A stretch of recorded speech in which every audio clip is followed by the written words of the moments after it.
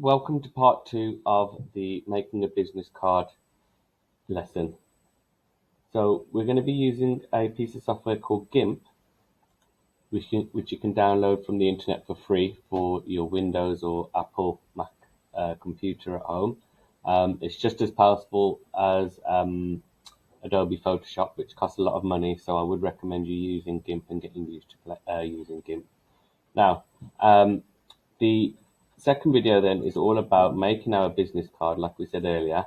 So we need to know the sizes. So generally 3.5 inches by 2 inches is a standard business card.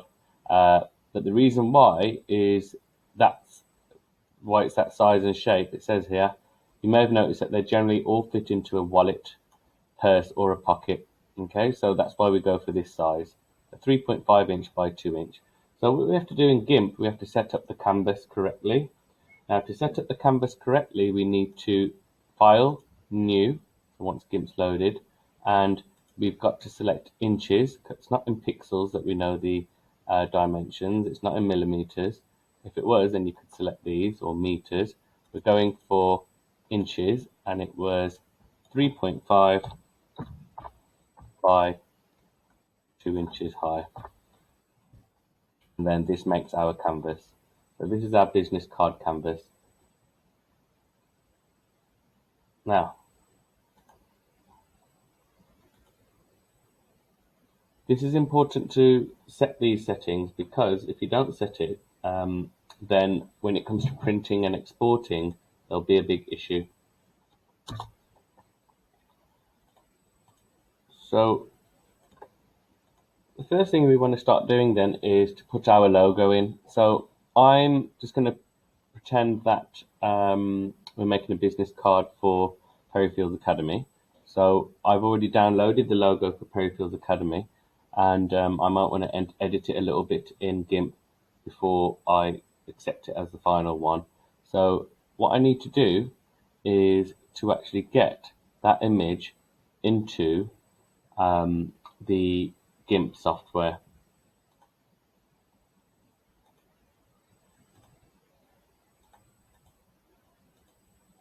So I simply got the image from the internet and saved it into my folder.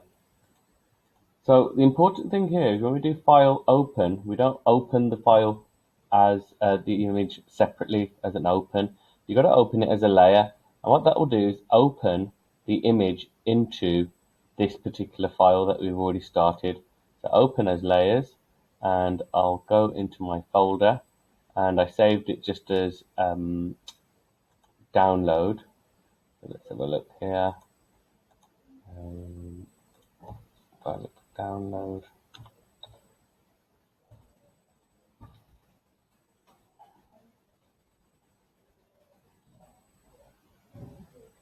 And once we've got it, let's just give it a sec.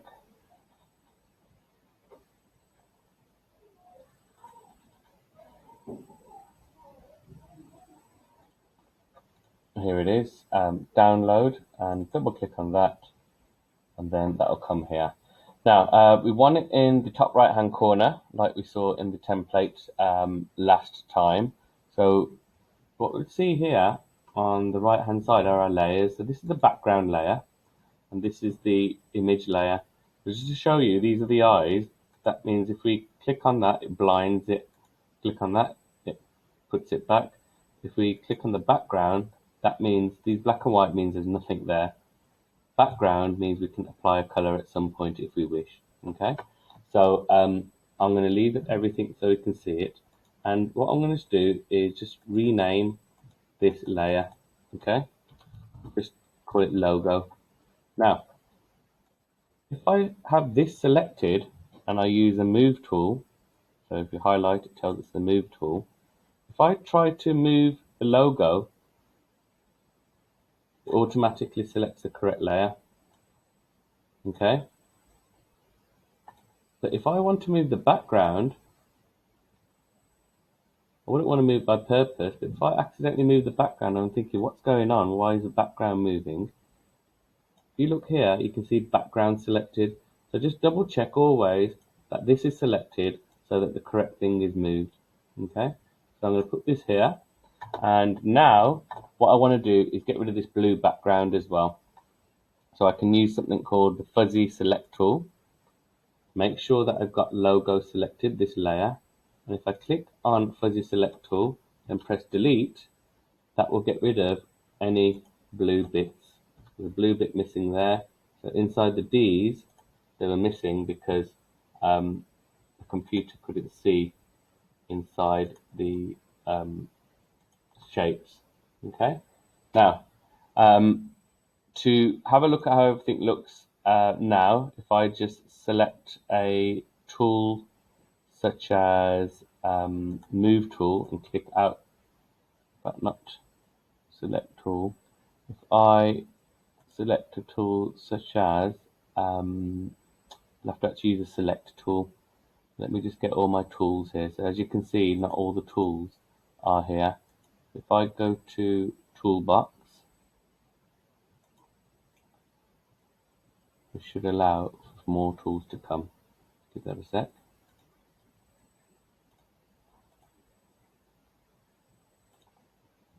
If for some reason you can't get the tools appearing here, if you just go to the tools menu here like I'm going to do, get a selection tool, and I just said that we need to choose any selection tool and then click here, and then what will happen is that now when you've done this, if you just click on the background here, you'll just see how everything looks like this. Now, some of you might think, actually, I just want to keep the logo. I don't want to have this text here. So if that's the case, what you can do is you can, again, go to Tools. You can select a rectangle select, and you can select all of that text. And then once you've selected that, you should be able to cut it. Now, when I press delete, what you're going to think to yourself is, what's going on? It should delete. Now, for the more observant of you, you'll notice that when I selected Perryfield, actually the layer that's selected is the background layer. So what's actually happened is I've actually, if I blind everything and reappear everything, what's actually happened is that I've rectangle cut out, or tried to rectangle cut out the background. So if I just go to selection tool again and just click that, so it just deselects it, I've got to make sure that when I'm selecting, I go to logo, okay? Now, in my tool, selection tool, rectangle select, if I select that Perryfield bit there, then press delete, that will get rid of what I want to get rid of. Now, I'd want to take my logo layer and take it to the right, so I can get the move tool again. Make sure logo is selected, not background, and then I can move the logo to there. Now, at some point, if we wish, this particular layer, we could actually make it a bit smaller if need be, but it's not doing any harm as it is. So we can just leave it as it is at the moment. Okay. So moving on. Now we're going to put the company name. So if I go to A, I can make a rectangle box again. And then if I type in Perryfields Academy, now I need to make it bigger. Okay. If I select here, I can change the size like this as well. I can change the font if need be.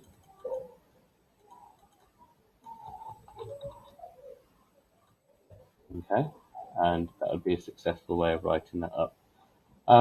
So there's other sections here that we can put in too. Okay, so we could actually select as well again, and again, look here, this is where the text is, so make sure that's selected before you do anything here.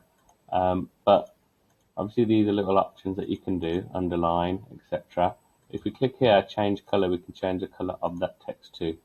Okay, so these are just examples. This might not be how you'd want it, but just an example. Now, again, we can call this text the title. Okay. Now, you'd want to put your name as well next, so you get another A.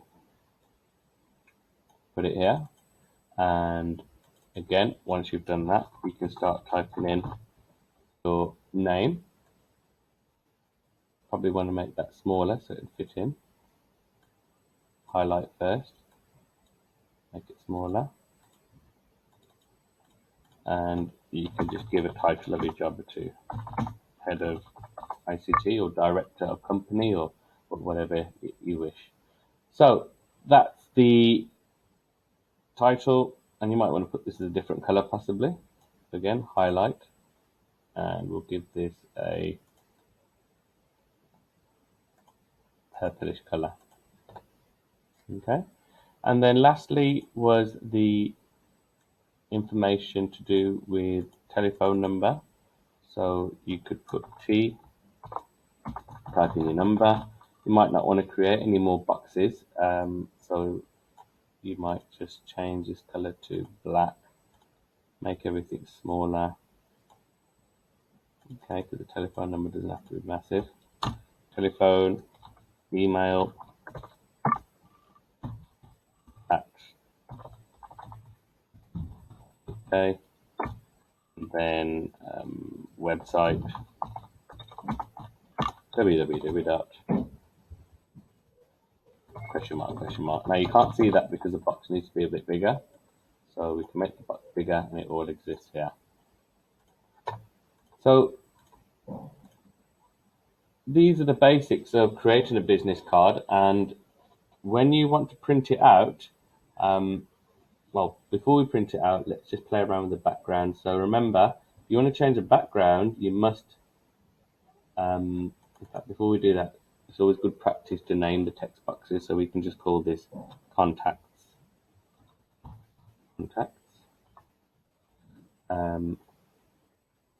And then this one can be title name. I could have put the title name in the same box, but this putting them in separate boxes allows you to be a bit flexible with where everything's placed. So it's up to you how you do that. Maybe we'll just keep it to the left for the moment. Now, to change the background, select background, and then you can play around with background colors.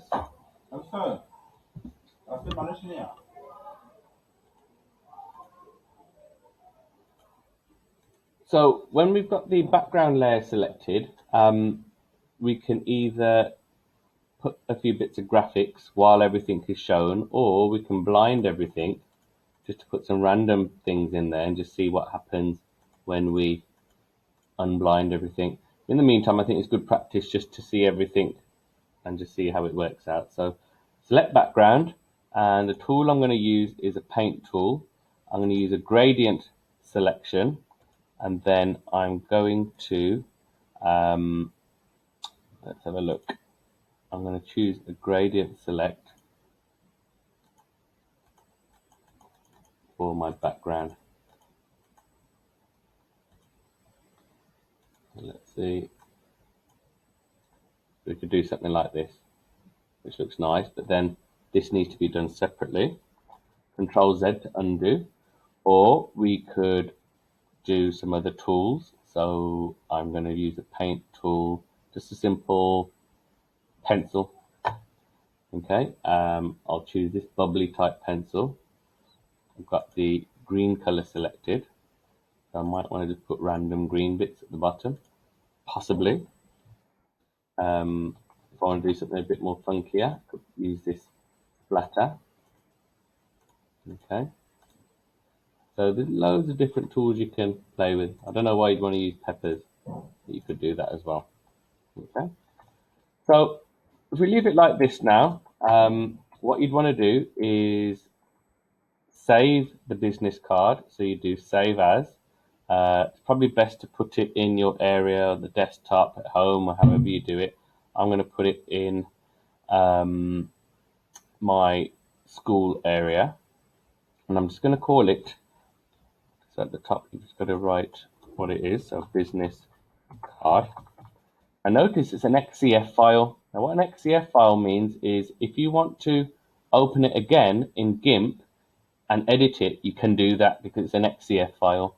Okay, so I'm going to save this as an XCF file. I'm also going to export it as a PNG or a JPEG file. So I can select PNG here or a JPEG. Let's just do the more common JPEG for the moment.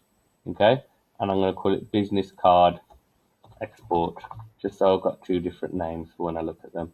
Then when I press export, what this does is allow you to change the quality. Now, as you change the quality lower, the quality might get worse, but the file size is smaller, which has all sorts of benefits if you're WhatsApping it to people or if you're trying to send it via email.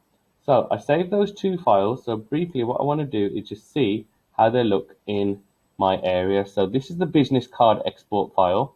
So if I open this business card export file, I can actually open it and then it will just open as an image, just a normal photo. I can't edit this afterwards, okay? Unless I open it in an editing software, but I can't have access to the layers. I can't have access to changing the phone number. But if I have this file, business card, the XCF one, I can open this in GIMP again and I can change the things around the text boxes, the colors, the anything I can change, the logo. So that's basically, sorry, before I say that, and also this, we can WhatsApp this to people, okay? It's a JPEG file. So that's two differences there. So that comes to the end of the session of how to make a business card using GIMP. I hope you enjoyed it.